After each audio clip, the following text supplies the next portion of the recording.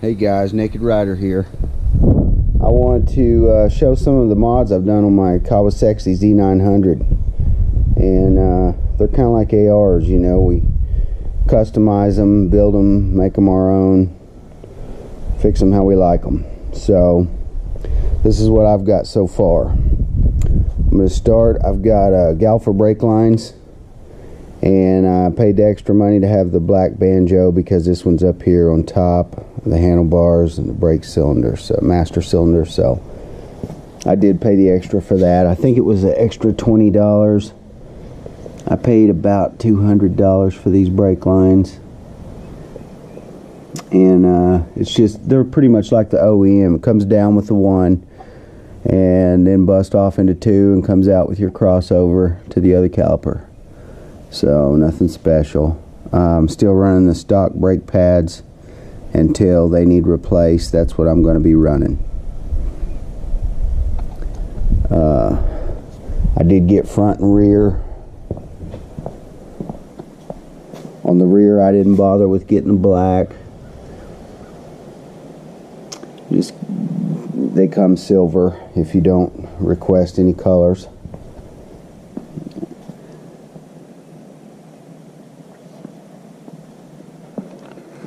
So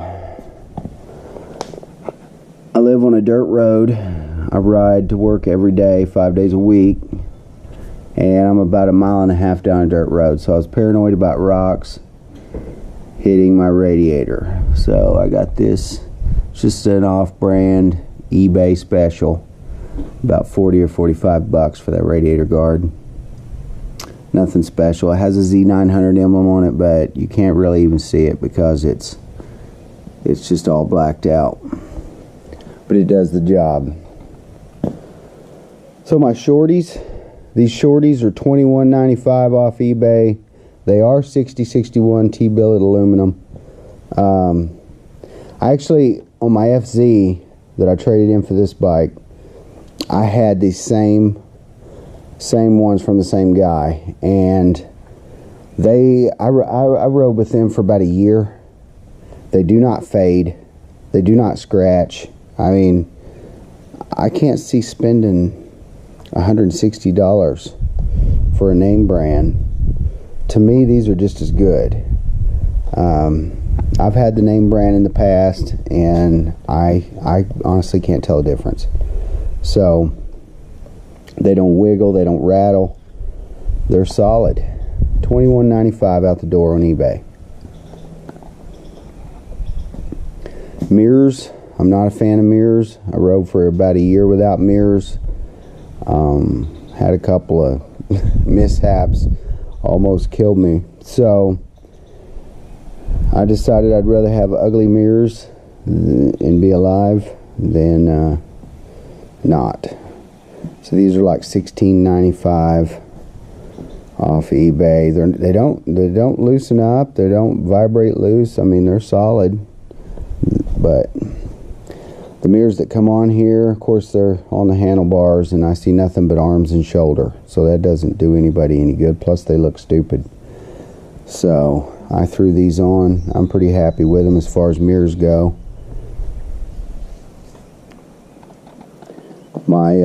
These are a Pro Grip,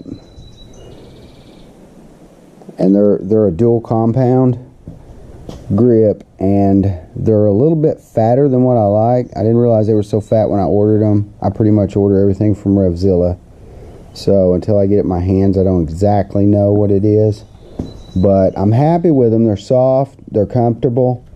They're so soft, in fact, that they're wearing out really fast. So I'm not going to worry about them. I'm going to let them wear down. As soon as they start getting too wore down, I'll replace them with something a little bit thinner.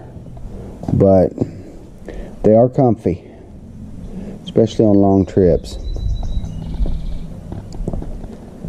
My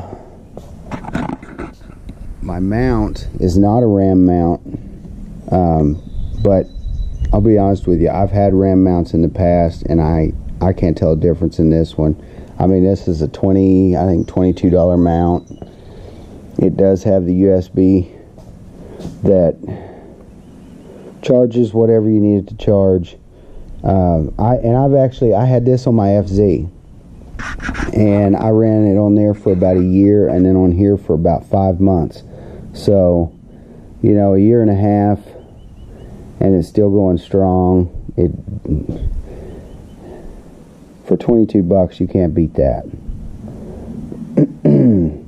These handlebars, I have clip-ons for this thing, and I had them on there, and I ran them for 3 weeks, maybe a month, and they were great. There's nothing wrong with the clip-ons.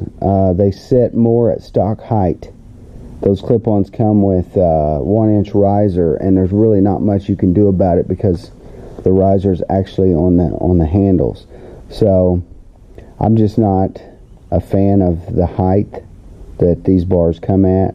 I like to sit in a more aggressive stance, so you know, I dropped it down. And I know I have the risers on here. I have an 1 1/8" riser because that's how high I had to go for my bar to actually turn all the way and my levers not to hit these side fairings. So I'm not a big fan of the stock height. Like I said, the OEM handlebars to me, ugh, they're junk. But these are a solid steel bar. They're drag bars. They do have a 2.5-inch pullback, and I think they're 9 inches across for your straight bar, and then a 2.5-inch pullback. And to me, they sit perfect. You know, I get that aggressive stance, that aggressive lean forward. Not like an R1, but it's a more aggressive. And I'll be adding some rear sets to go with that to move my feet back a little bit. But honestly, it's not bad now without the rear sets even. So that was like a $19.99 drag bar from Revzilla, shipped to my door. So that's not a bad price for that either. But that's just my thing. I know a lot of people like to set up. That's probably why they get this bike. I love the bike, and I love everything about it. But those handlebars were killing me. I mean, I just felt like, I don't know, I was sitting straight up and down. And I've always had sport bikes with a more aggressive lean, so that's just my thing. It did change the angle of my cluster a little bit, which I like. I like it a lot more. It was sitting a little too upright for me, and the only problem I have with these drag bars is that, and it wasn't even with the drag bars, it was actually with the risers. I had to raise it up, and in raising it up, it raised my cluster up, which these bolts, these top two bolts, you notice they're gone.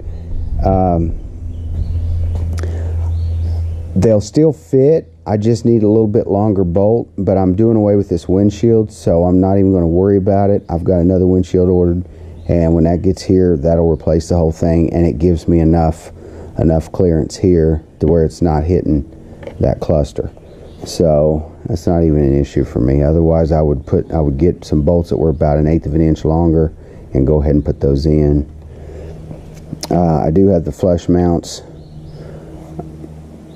I couldn't do the OEM floppy turn signals. They were hideous, horrible. I don't even think they're meant to stay on your bike. Riding down the road at 60, 80 miles an hour and your turn signal's just flopping. So this, I actually just put this on yesterday, and I've bought 3 tank bags, each of them over $100. None of them work for this bike. Obviously, you have this plastic piece here, takes up a lot of place where your magnets would normally be, and then the couple that I did find that the magnets were back far enough, there's no windshield, so when you're 80 miles an hour, you end up with a bag in your lap. And I just tired of messing with it. I've never tried the GV. I think that's how you pronounce it, GV. I've never tried that GV bags or this tank lock system before, but I think it's going to be awesome. I don't have a bag yet. I've got a trip in a couple of weeks, and I'm trying to decide whether I want the 15 or the 20 liter. So as soon as I figure that out, I'll order that and get that in here. But I went ahead and installed this to make sure that I was happy with it before I ordered a bag. And I'm extremely happy with it. It does sit up just a little bit. You can see it sits up about an inch off the tank, which is fine with me. At least it's black. I will only be using a tank bag on my longer trips, but hey, I think it's great. Snap.